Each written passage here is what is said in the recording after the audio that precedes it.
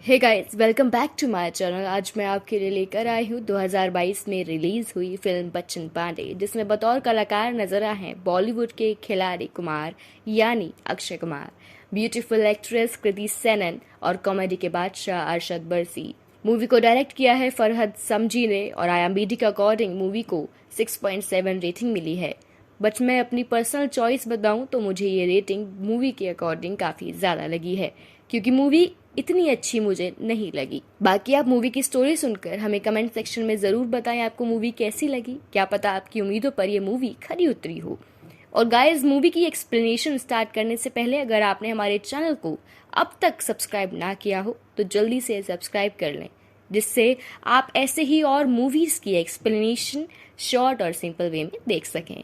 तो मूवी की स्टार्टिंग में हम देखते हैं कि एक लड़की मायरा, जो कि एक असिस्टेंट डायरेक्टर होती है और एक मूवी की शूट में अपनी डायरेक्शन दे रही होती है, जिसकी डायरेक्शन वहाँ सभी को, फिल्म के प्रोड्यूसर को काफ़ी पसंद आती है और वो सब उसकी बहुत तारीफ करते हैं। पर ये बात फिल्म के मेन डायरेक्टर को अच्छी नहीं लगती, क्योंकि वो नहीं चाहते थे कि कोई उनसे भी अच्छा डायरेक्ट करे।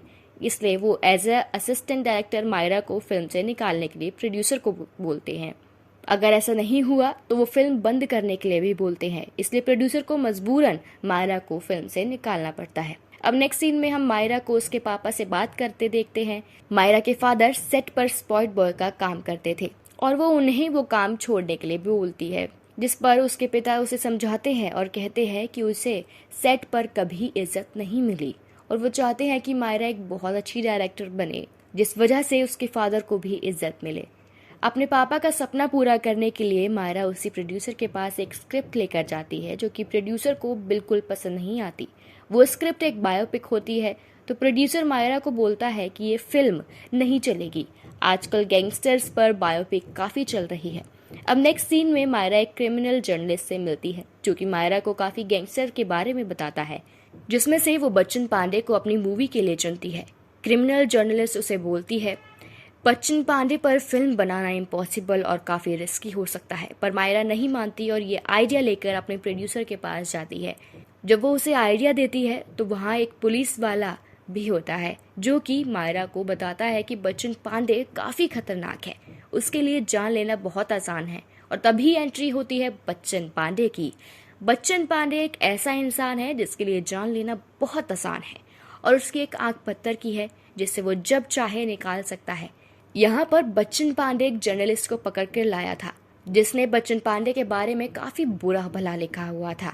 उसे प्रॉब्लम इस बात से नहीं थी कि उसके बारे में उसने बुरा भला लिखा, बल्कि उसे दिक्कत इस बात से थी कि उसने उसकी एक जो फोटो यूज की वो काफी फनी थी, जो कि बच्चन पांडे को बिल्कुल पसंद नहीं आई, जिसकी वजह से वो उस जर्नलिस्ट को जिंदा जला देता है। वहीं दूसरी ओर मायरा सबकी बातें सोचकर डर जाती है, पर वो अपने पापा को बोली बात पर ध्यान देती है, सिर्फ अपने मन की सुनो। और इसी के साथ वो बच्चन पांडे पर फिल्म बनाने के लिए उसके गांव पहुंच जाती है, जहां पर वो अपने दोस्त विशु को अपने हेल्प के लिए बुलाती है, क्योंकि वो अकेले ये सब नहीं कर सकती थी। विशु उसे लेने आता है, क्योंकि गांव में एक भी होटल नहीं था, तो वो मायरा के रहने का इंतजाम एक स्कूल में कर देता है। विशु एक एक्टर बनना चाहता था, अपने पिता का सपना पूरा करना चाहता था, पर वो एक्टर बन नहीं पाता। यहाँ आकर मायरा विशु को बताती है कि वो बच्चन पांडे पर फिल्म बनाना चाहती है, जिस पर विशु की हेल्प चाहिए। तो विशु मना कर देता है, क्योंकि उसे बच्चन पांडे के बारे में सब पता होता है। लेकिन मायरा उसे फिल्म में लीड रोल देने की लालच देती है, जिसकी वजह से विशु मान जाता है। अब नेक्स्ट सीन में हम देखते हैं कि बच्चन पांडे के गैंग का एक आदमी, जिसका नाम वर्जिन है, उसकी बेटी का बर्थडे है। बच्चन भी उसके बर्थडे में आता है, पर वर्जिन की बेटी उसे देखकर डर जाती है, तो बच्चन पांडे वहां से चला जाता है। अगले सीन में हम बच्चन पांडे को एक हॉस्पिटल में देखते हैं, जो कि एक लालजी भगत नाम के आदमी से मिलने आता है, जो कि काफी समय से कोमा में है। बच्चन पांडे लालजी भगत के लिए ही कुछ समय पहले काम करता था, और जब उसे खबर मिलती है कि कुछ आदमी लालजी को मारने हॉस्पिटल में आए, तो वो उन सब को मारने और वो लालजी को बचा लेता है। अब अगले सीन में हम मायरा और विशु को देखते हैं, जो कि बच्चन से कैसे मिला जाए के बारे में सोच रहे होते हैं।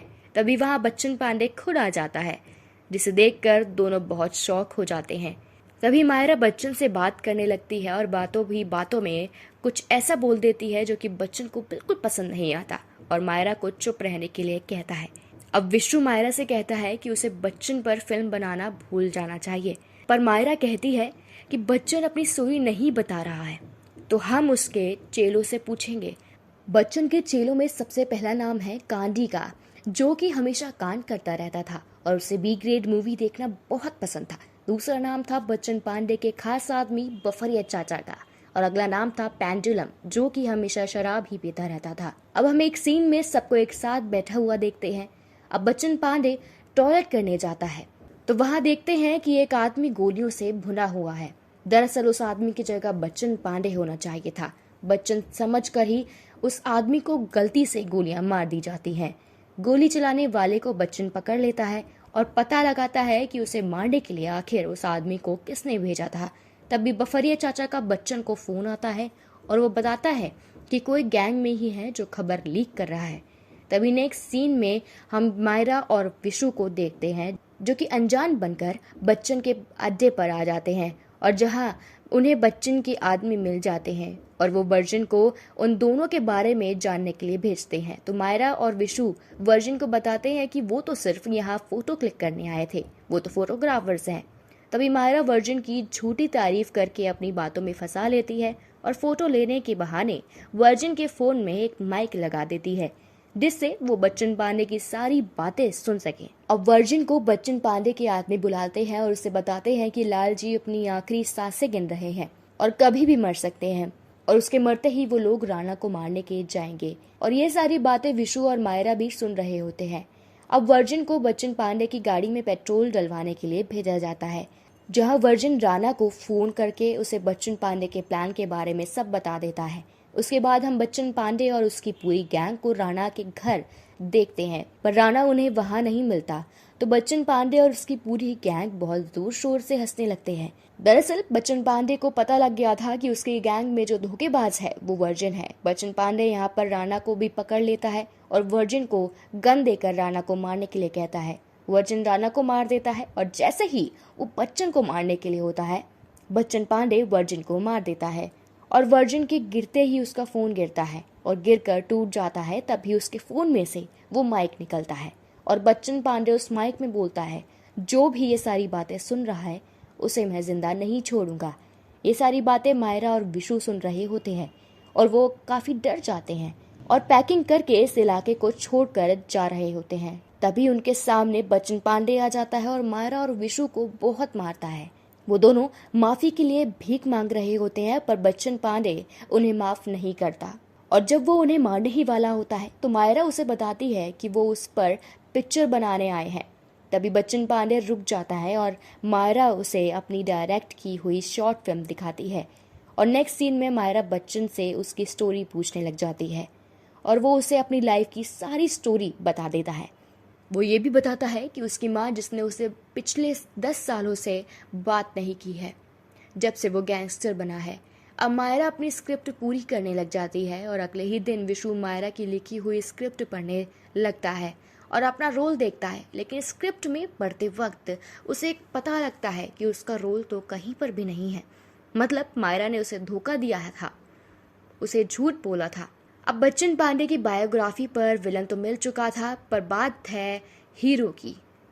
यहाँ विशु मायरा को फंसाने के लिए बोलता है कि बच्चन पांडे पर बन रही फिल्म का हीरो तो वो खुद ही होना चाहिए। विशु ऐसा इसलिए बोलता है ताकि फिल्म बन ही ना पाए। अब अगले सीन में हम मायरा और विशु को बस स्टैंड पर देखते हैं, जो कि एक दूसरे को सॉरी बोल रहे थे। पर कुछ ही देर बाद वहां पर बच्चन पांडे के आदमी पेंडुलम और कांडी आ जाते हैं, जो कि मायरा को बच्चन पांडे की असली स्टोरी सुनाते हैं।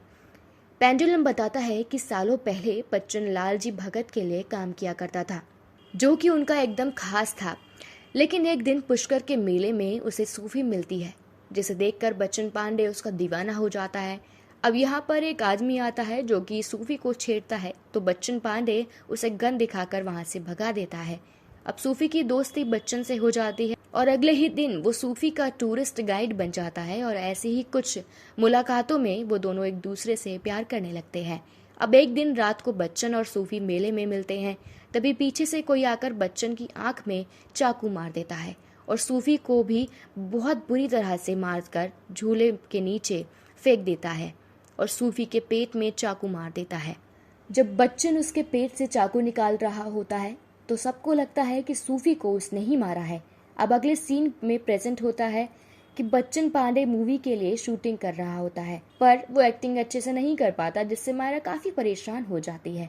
अब मायरा शहर से एक्टिंग के उस्ताद भावेश सर को बुलाती है। दोस्तों, यहाँ मैं आपको बता दूं कि पूरी फिल्म में थोड़ी सी जान भावेश सर के आने से ही आती है। उनकी कॉमिक टाइमिंग ही है जो मूवी को थोड़ा सा इंटरेस्टिंग बनाती है। मूवी पर आते हैं, भावेश सर को वॉयलेंस से नफरत होती है, इसलिए उन्हें नहीं बताया गया कि वो जिनको एक्टिंग सिखा रहे हैं वो लोग गैंगस्टर हैं। अब भावेश सर सबको एक्टिंग सिखाने लगते हैं। सिखाते वक्त वो बच्चन पांडे को एक्टिंग ना आने पर परेशान होकर थप्पड़ मार देते हैं और वहां से चले जाते हैं, जिस पर वहां सभी लोगों को गुस्सा आता है और वो सर को मारने के लिए जाते हैं। तो मायरा उन्हें समझाकर रोक लेती है और कहती है, पहले एक्टिंग सीख लो, उसके बाद तुम्हें जो करना है करना। तो आगे हम देखते हैं कि फिल्म की शूटिंग खत्म हो चुकी थी और अब तक उन्होंने भावेश को मारकर बहुत बुरा हाल कर दिया था। अब नेक्स्ट सीन में बच्चन पांडे को खबर लगती है कि लाल जी को होश आ गया है और बच्चन उनसे मिलने हॉस्पिटल जाता है और उनसे सूफी को मरवाने की वजह पूछता है। लाल जी को यह लगता है कि कोमा से बाहर आने में बच्चन ने उनकी हेल्प की, जबकि बच्चन तो उनके कोमा से बाहर आने का इंतजार इसलिए कर रहा था क्योंकि वो खुद लाल जी को मार सके, क्योंकि उसने सूफी को मरवाया था, क्योंकि सूफी की वजह से बच्चन सारे बुरे काम छोड़ने वाला था। बच्चन यहाँ पर लाल जी को मार देता है। अब नेक्स्ट सीन में मायरा अपनी फिल्म की एडिटिंग कराने लगी थी, वहीं दूसरी तरफ बच्चन की गैंग के सब लोग मूवी का प्रमोशन करने में लग जाते हैं।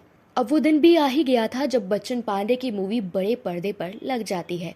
बच्चन पांडे अपनी पूरी गैंग के साथ फिल्म देखने जाता है, लेकिन फिल्म देखकर बच्चन पांडे काफी गुस्सा हो जाता है, क्योंकि बच्चन को लगता था कि उसकी फिल्म देखकर लोगों के मन में उसके लिए और खौफ बढ़ेगा। लेकिन मायरा ने जिस तरह से फिल्म की शूटिंग की थी उसमें बच्चन पांडे बहुत शरीफ और मजाकिया दिख रहा था और फिल्म का नाम ही बच्चन पांडे नहीं बल्कि भोला पांडे था।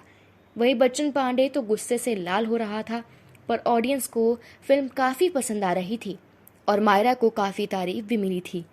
पर वहीं उसे और विशु को डर था कि अब बच्चन पांडे उन्हें छोड़ेगा नहीं, क्योंकि उन्होंने उसे धोखा दिया था। इसलिए मायरा और विशु वो दोनों गांव छोड़कर जा रहे होते हैं। तभी बच्चन पांडे के आदमी उन्हें पकड़ लेते हैं और मायरा को जिंदा जलाने के लिए उस पर पेट्रोल डाल देते हैं, जिसके बाद बच्चन मायरा में आग लगाने ही वाला था। तभी वो मायरा को बताता है जो भी उसके साथ फिल्म में रिलीज होने के बाद हुआ।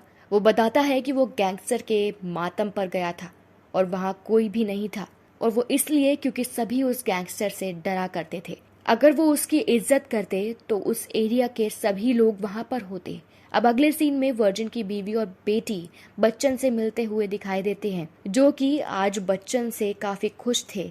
ये वही बच्ची थी जिसके बारे में मैंने स्टार्टिंग में ही बताया था, जो कि बच्चन पांडे से पहले डरती थी। आगे जाकर हम बच्चन को एक थिएटर में देखते हैं जहाँ पर हाउसफुल का बोर्ड लगा हुआ था और लोग उसकी मूवी देखकर हंस रहे थे।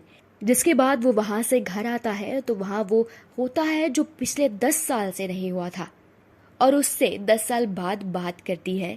यहाँ बच्चन पांडे अपनी माँ को पकड़कर खूब रोता है और अब प्रेजेंट का सीन आता है जहाँ हम देखते हैं कि बच्चन पांडे ने मायरा के सामने हाथ जोड़ लिए थे और कहता है कि वो मायरा का शुक्रगुजार है जिसने उसकी लाइफ को बदल दिया, और इतना कहकर वहां से चला जाता है। अब नेक्स्ट सीन में हम एक शूट आउट का सीन देखते हैं, जो कि रियल शूट आउट नहीं बल्कि बच्चन पांडे की शूटिंग का सीन था, और अब बच्चन पांडे को बेस्ट कॉमिक एक्टर का भी अवार्ड मिलता है। और इसी के साथ मूवी यहीं खत्म हो जाती है।